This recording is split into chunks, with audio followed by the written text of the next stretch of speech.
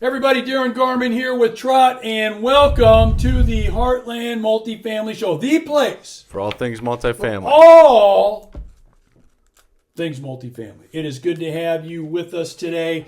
This is, and we talked a little bit about it on a recent podcast, this is like transaction month.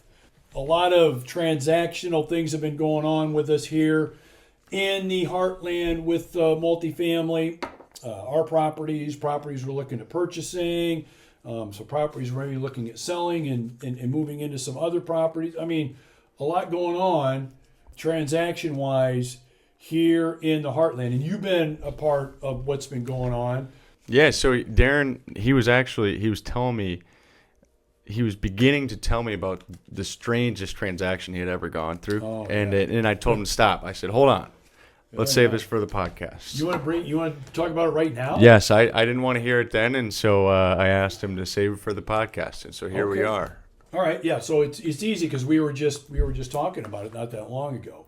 So, every real estate person has their stories of weird and strange, and you won't believe it. And this one is pretty interesting. So, in the world of strange, so I get a call from a bank in I'm not going to say the town, small town Iowa bank, calls me and wants to know if I have an interest in buying a 12-unit building in this town, their small town. So which on the face seems normal, right?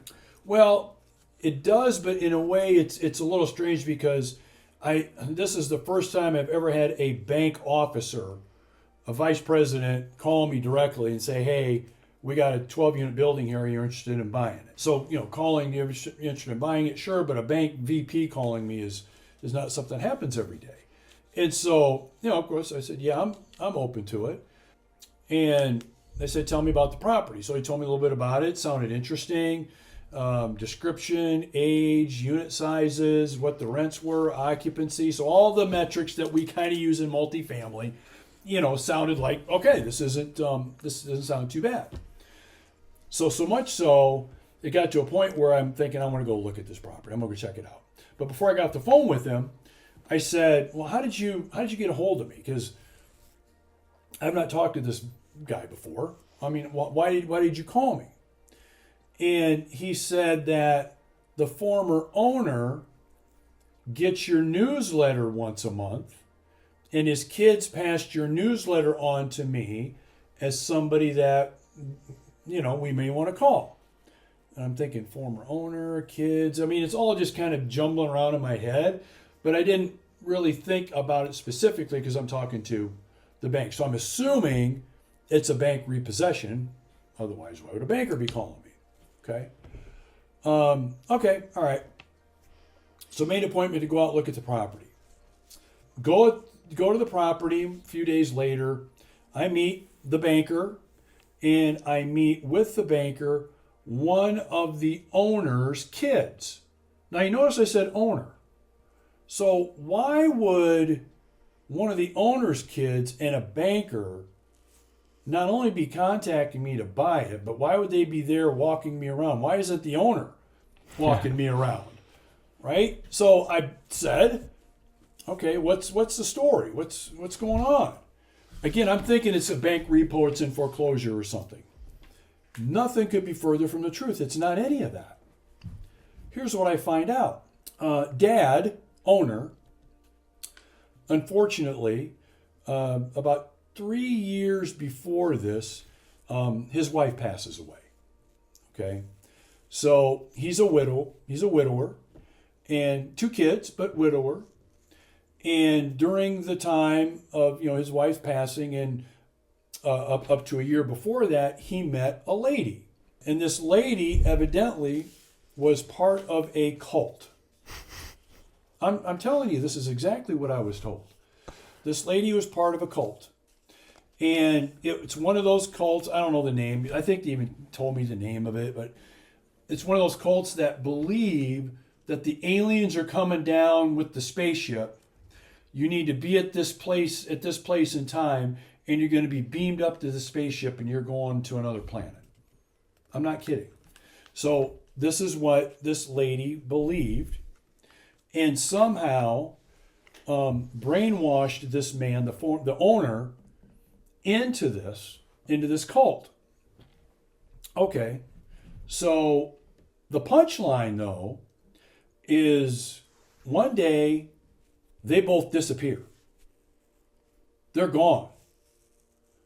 No notes, no nothing. They're gone. Just like poof, they disappeared. Maybe they went to the other planet. Well, what they found out was they did believe that they were going to be picked up by the spaceship. So for a period of 6, 8 months, Dad's on the missing persons list, along with the lady. They can't find him. So during this time, who's running the property? Probably the kids. The kids. Who's managing the property? The kids. How much experience do you think the kids have in running? I mean, it's only a 12-unit building, but how much experience do you think they've had in doing any of this? Probably none. None. So now they're running it. Things aren't going well. They don't know what the hell they're doing. So they tried to get a management company involved, and then of course they got the bank involved because the payments weren't being made on time. There's all these weird things going on. So finally, they get the property in a place where they've at least got some management. They actually decided on a tenant that lived there would do the management, and at least they had some semblance of the property running. But Dad and his lady are still missing. Still now? Missing. Or at the time? Hold on. So they're still missing. So they're running the property. They're not thinking they need to be selling it, because what if Dad shows up tomorrow and we sold the property? So they're going through this limbo period with this crap going on. Okay. This is before I get contacted, by the way. So after like 6 to 8 months, guess who shows up? Dad. Dad shows back up. Evidently, there was no spaceship. Okay. So he shows back up. But unfortunately, he is in a state of mental dysfunction where he can't even really function. Not quite sure what the deal is, like, from like diagnosing him and what's going on, but really bad depression.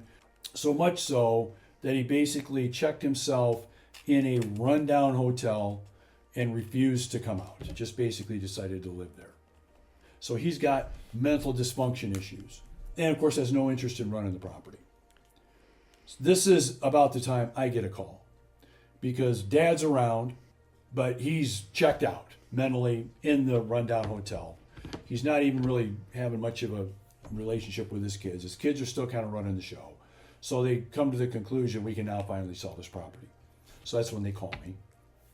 I look at the property, and we decided to buy it. We got it for a very, very, very good price. Bought the property, had the closing about a month later at the bank. Same VP. Kids were there, but Dad was there. I never met Dad, by the way. Never met him. But he had signed off on all of the paperwork, and the property transferred over to us, and we ended up owning that for about 5 years or so until we ended up selling it.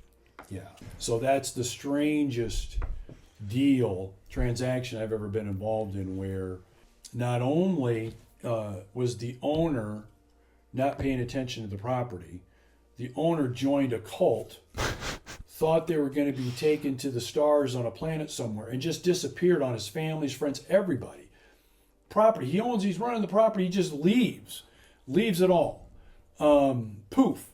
And everybody's of course worried, sick about him. They got missing persons on it. They're trying to find this man. He finally turns back up months later, and they're thinking, oh, glory be to God, hallelujah, Dad's back.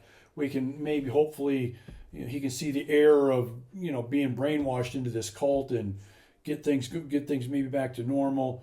Unfortunately, he had just too much mental anguish and damage. I don't know.